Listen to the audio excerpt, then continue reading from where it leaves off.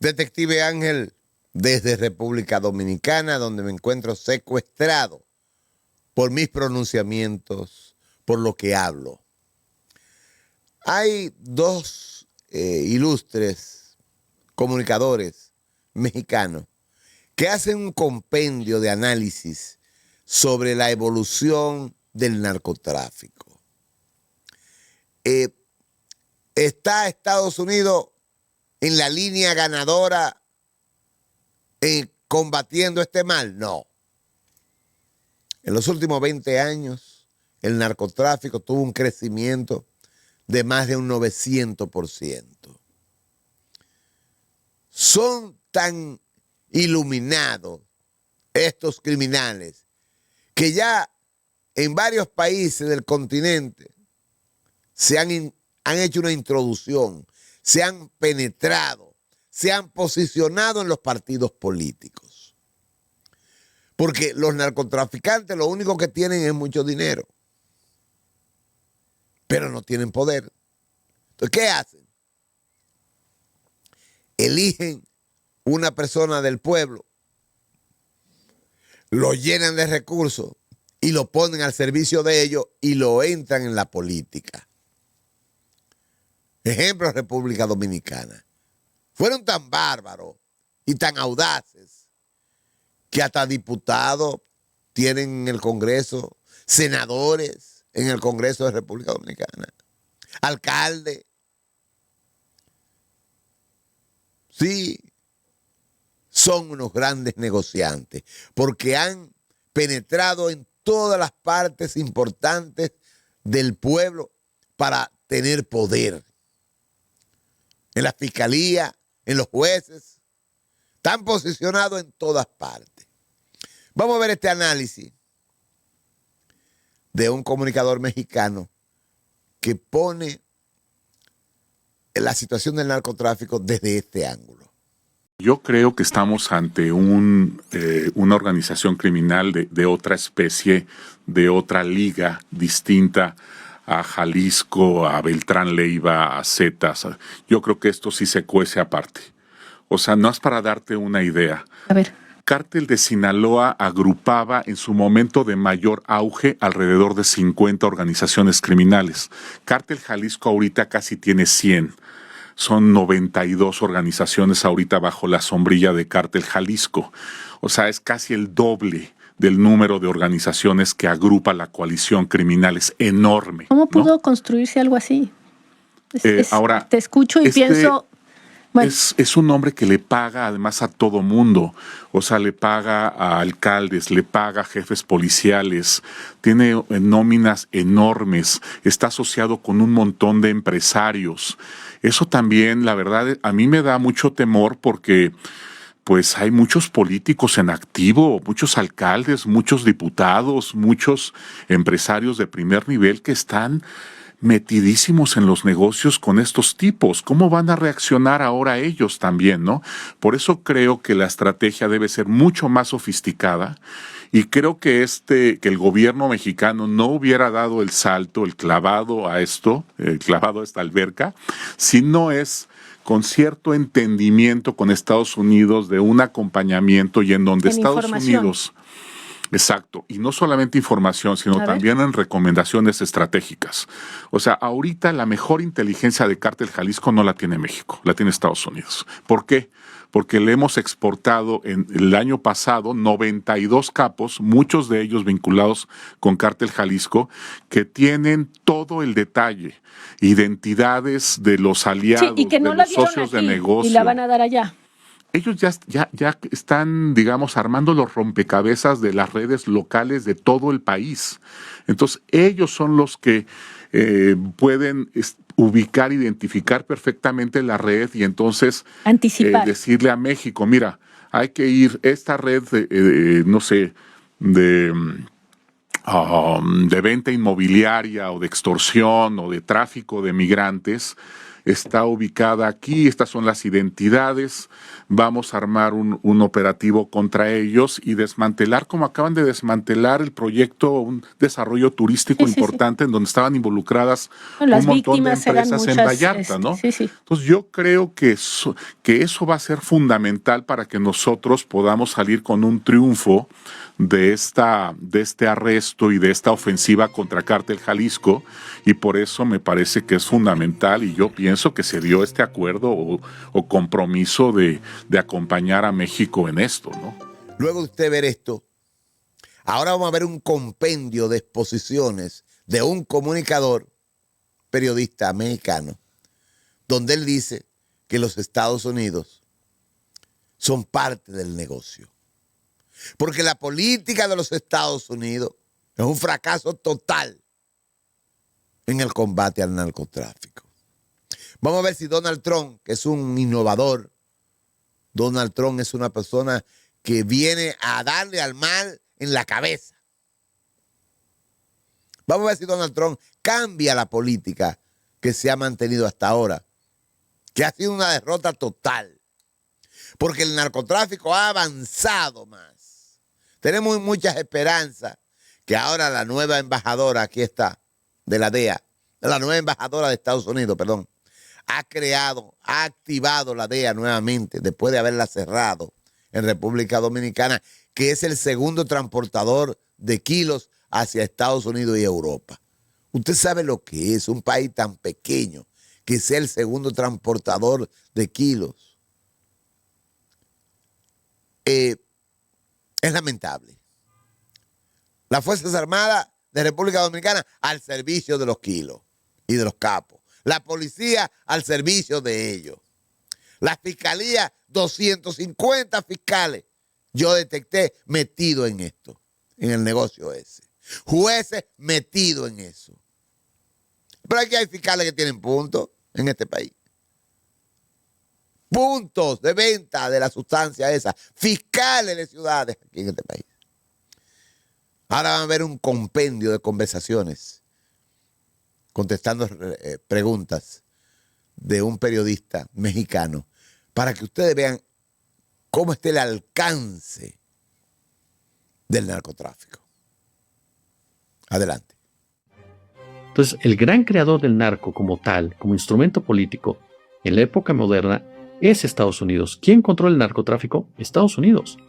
Si hablamos, por ejemplo, ahorita que mencionabas, de esos empresarios que deciden, ¿no?, y nombran y demás, pues hombre, hay que recordar quiénes fueron los principales soportes de Genaro García Luna. A Genaro García Luna no lo pone Felipe Calderón. A Genaro García Luna se lo ponen las agencias gringas, pero aparte en México contaba con el apoyo de Rafael Maceo de la Concha, secretario de la Defensa, y ojo, Carlos Slim, Alfredo Harfelú, Ricardo Salinas Pliego y Germán Larrea. 4 de las fortunas más importantes de este país. Y que lo mantuvieron con Fox y lo mantuvieron con Calderón. Y que después hicieron contratos con él. Cuando hablamos del Cártel Jalisco Nueva Generación, tenemos que hablar de los verdaderos jefes de esta organización criminal. Militares, empresarios y políticos.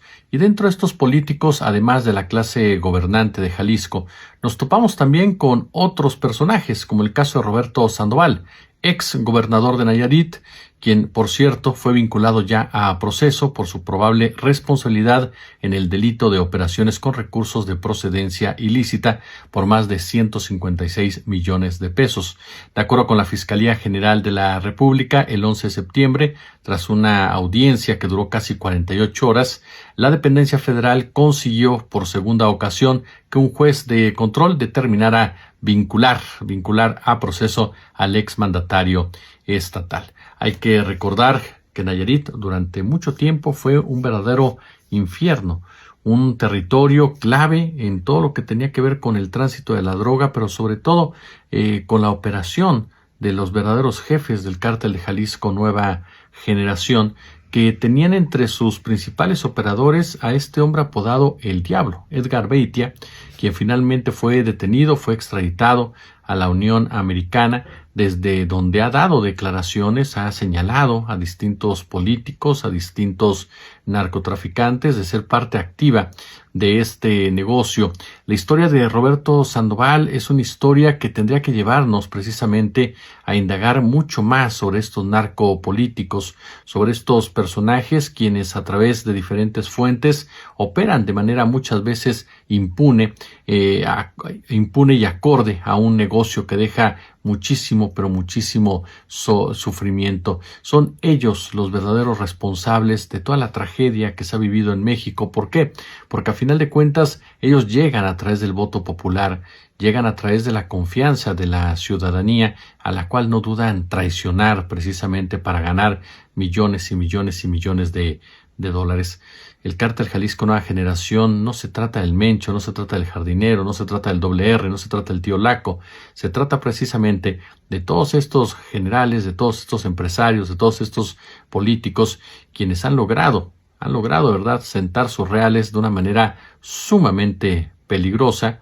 ¿Por qué? Porque no ha tenido ningún tipo de limitante para construir su poder, incluso a costa de la tranquilidad de los más vulnerables. Como siempre un gusto, como siempre un placer.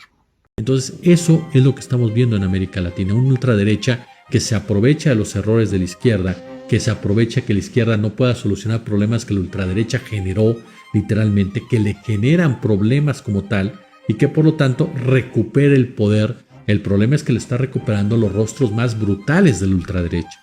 O sea, ya ni siquiera estamos hablando de la derecha como tal. Aunque hay expertos que hablan de que la derecha y la ultraderecha siempre han sido lo mismo. Cuando se crea toda la crisis del fentanilo en los Estados Unidos, una de las frases célebres por parte de la farmacéutica que lo elaboró fue: nosotros tenemos la forma de curarte y la forma de enfermarte. Es decir, yo te puedo enfermar y a la vez te puedo curar. Entonces siento que las drogas se han satanizado en muchas ocasiones, se les ha dado un uso totalmente diferente para el cual estaban diseñadas, y se ha hecho un negocio brutal a través de las mismas. Y me parece que yo siempre he pensado, les soy honesto a ambos, que si realmente quisieran combatir el narcotráfico, tendrían que legalizar las drogas. O sea, todas las drogas. Entonces, eso es muy importante entenderlo, la dimensión real de estos líderes del narcotráfico, sus límites naturales, ¿no? Sí. Porque además, caray, de repente, insisto, se quiere vender esta idea de que es muy fácil construir este tipo de empresas, que es muy fácil manejarlas, que es muy fácil explotarlas, que es muy fácil someter a quien tengas enfrente. Y entonces en ese marco le estamos lavando la cara a los empresarios, a los políticos, a los generales que están metidos y son realmente la cabeza del crimen organizado, porque los estamos haciendo parecer como que son simples socios que se someten a las indicaciones de una persona que cualquiera de ellos está por encima, por su mismo poder económico, influencia social y poder armamento. No había ningún otro político en la historia de este país que pudiera hacer lo que hizo López Obrador. La tarea que él se echó encima, él sabía de qué dimensión era para poderle darle continuidad a un gobierno y a una nueva forma de hacer las cosas y empezar a mover un modelo diferente. La 4T no se ha peleado con el capitalismo. No estamos viendo en comunismo, ni en socialismo, ni mucho menos. Estamos muy lejos de eso. Lo que ha hecho la 4T es darle un rostro social al capitalismo, que es algo que es muy diferente al neoliberalismo rapaz, brutal, totalmente empresarial, porque si tú, como mostró la 4T, tienes un modelo diferente que funciona, entonces estás marcando un derrotero para los demás, que digan, oye, sí se puede hacerle así, sí podemos sacar gente de la pobreza, sí podemos aumentar el salario y no nos pasa nada, maestro. Entonces, ¿por qué seguimos dependiendo de la macroeconomía de tal manera que se les da un trato de dioses? Muy útil el narcotráfico. Tú le echas la culpa al narco de todo. O sea, mataron a tal persona, el narco. Asesinaron a tal periodista, el narco. Oye, tomaron control de tal reserva natural, el narco. O sea, todo es el narco en este país. Y cuando empezamos a buscar y a revisar, pues resulta que no es el narco, que detrás del narco hay un alcalde, que detrás del narco hay un gobernador, que detrás del narco hay un jefe policíaco, quienes son los que dan las órdenes, quienes son los que en un momento dado determinan a quién vas a silenciar y a quién no vas a silenciar, a quién vas a tablear, y utilizan a los narcos como operadores, efectivamente. Es un cártel que se atrevió a atentar en contra del secretario de Seguridad de la Ciudad de México. Este es un grupo paramilitar y creo que es importante siempre ponerle el nombre que realmente opera, porque esta narrativa del cártel que proviene desde los Estados Unidos como tal, que así fue como bautizaron a las organizaciones criminales de nuestro país, en muchas ocasiones ayuda incluso a darles un matiz de criminales comunes, cuando en realidad ya tienen mucho tiempo comportándose un matiz más militarizado en su formación, en sus armas, en sus estrategias. Hablamos de una organización criminal que ha entendido muy bien las dinámicas de comunicación, las dinámicas de información, las redes sociales, las manejan perfectamente y eso no lo define un solo personaje. Necesitas gente experta que sepa manejarlo,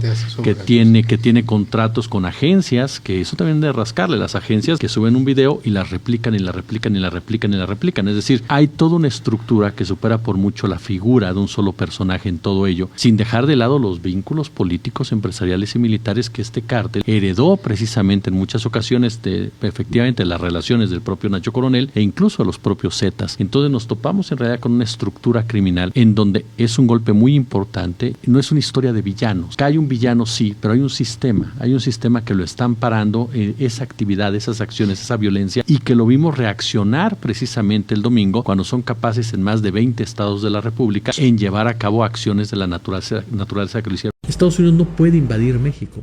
No puede. No puede. ¿Qué está pasando en el mundo, maestro? Definitivamente sí estamos ante un nuevo orden mundial. Tenemos un mundo tripolar en muchos aspectos y ese mundo está sufriendo por lo mismo. ¿Por qué? Porque los imperios nunca caen de manera suavecita. La negociación entre Venezuela y China no era en dólares, era en yuanes. La posibilidad electoral de Trump no es tan positiva como parecería. En toda esta discusión de Nemesio Ceguera y de entender el golpe que representa, tenemos también que preguntarnos quién es o qué es el Cártel Jalisco Nueva Generación. Era un gran vendedor de violencia, era un gran mercenario de la violencia. Es decir, el Cártel de Jalisco operaba con mucha violencia a distintos puntos del territorio nacional que traían consigo control político, control económico, control social.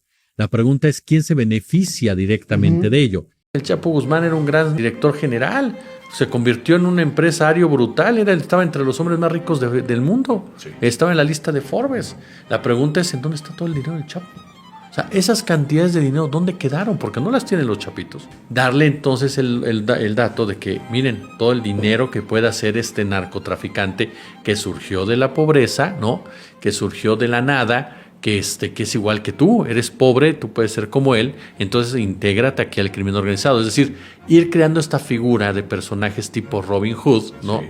Que son salidos de la pobreza, por supuesto, porque hay que criminalizar la pobreza, y que entonces te lleva a pensar que ellos son los todopoderosos de este negocio. $1,000 millones.